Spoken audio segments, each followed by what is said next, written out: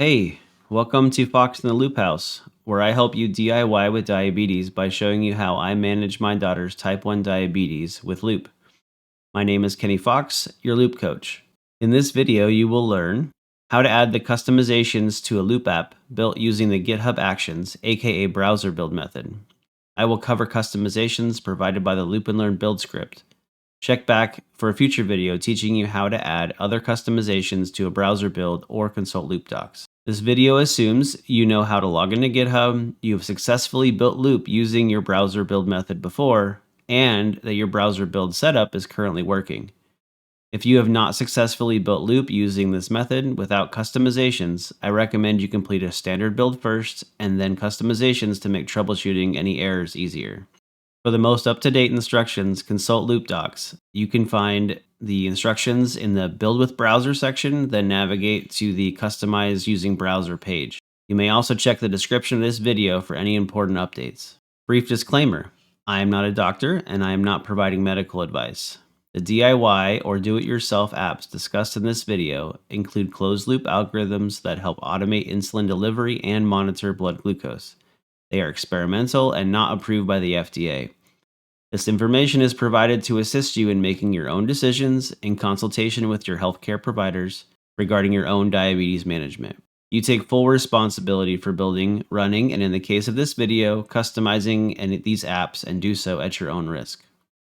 While not required, I recommend you open two browser tabs: the Loop and Learn instructions and GitHub. To open the Loop and Learn instructions, navigate to loopandlearn.org, select the menu item for Build Loop, then Customizations, then Browser Build. You can find the link in the description of this video. Next, go to github.com and navigate to your repositories by clicking on your profile picture in the top right corner of the screen. If you use an organization, which simplifies the configuration for building multiple community apps, then go to your organization first from the same profile menu, then select your organization, then select the Repositories tab in the top of the screen. Open the Loop Workspace repository. You will see a list of files and folders. Click on the GitHub Workflows folder, then open the build_loop.yml. Click on the pencil icon in the top right to begin editing this file. I recommend you use the Find feature in your browser to locate the proper line number. You can do this by using Control and the F key on Windows or Command F on Mac, or using the Find in Page option in Android and iOS browsers found under either the three dots or the Share menu, respectively. Using the Find feature, type all or part of the following phrase: patch, fastlane. Alternatively, you can copy from the Loop and Learn instructions by tapping or clicking on the phrase and have it copied to your clipboard, and you can paste it into the Find box. As of the date of this video, this process will take you to line number 280, but this can change in the future. You actually want the blank line above the text you search for, so click or tap into that blank line. This is where you will paste the customizations you want. Now go back to the Loop and Learn website instructions and scroll down to the customization template for the main branch. Click or tap on the lines of code to have them copied to your clipboard. Return to the GitHub tab and paste using Ctrl-V or Command-V into the blank line we previously identified. Pay special attention to align the first line with the code above. You will likely need to add a few spaces to line it up. Now you may remove any customizations you do not want by deleting the entire line. You must remove one or both of the carb limit and meal options, as only one of each is allowed. Please consult the Loop and Learn documentation on the available customizations for details about what each option does. Since you have to make a decision about the carb limit options, let's review what they do. Loop provides a warning message when entering 100 or more grams into a single carb entry. It also prevents entering more than 200 grams in a single entry.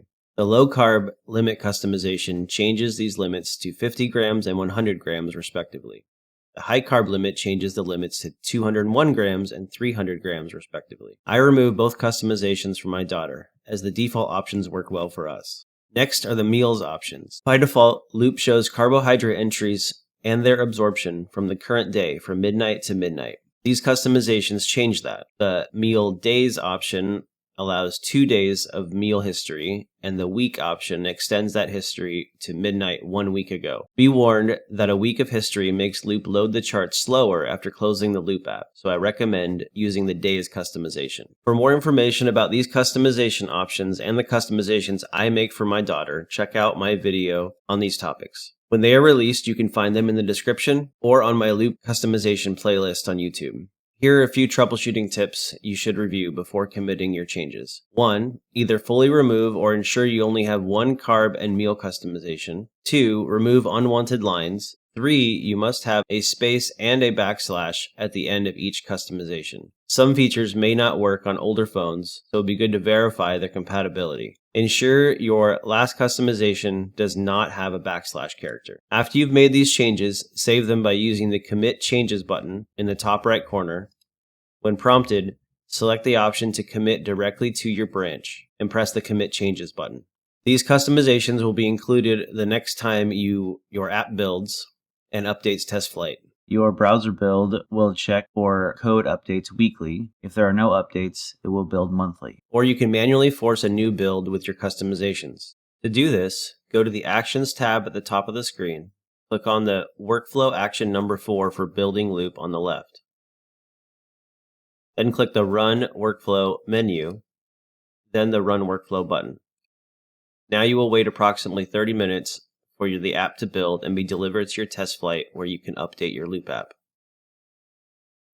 Troubleshooting.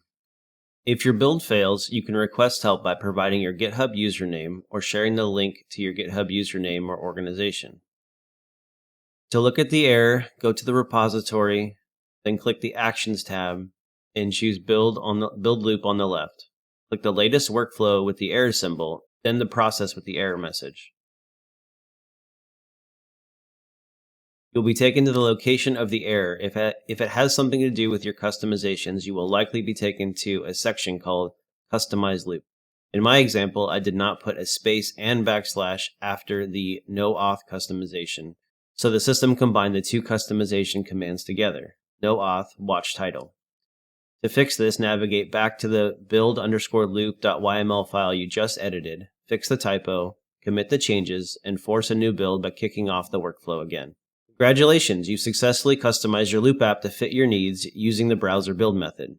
Let's talk about how you can stay up to date with customizations. For new customizations, I recommend checking the Loop and Learn website and subscribing to the newsletter. And of course, you can follow me on social media or join my coaching program to learn about the customizations I recommend. Over time, customizations may be integrated into the full release version of Loop, called the main branch, or may become incompatible with future updates. Your GitHub Actions will check for updates to Loop weekly and build a new version if changes are detected. If a customization you use is no longer needed or incompatible, you will see errors, as we discussed earlier. You may also receive an email notification if your build fails. If this happens to you, check the Loop and Learn Facebook group, pinned posts, website, or newsletter to see what changed. You should also review the update instructions in Loop Docs. If you found this video helpful, please subscribe so you don't miss out on future content.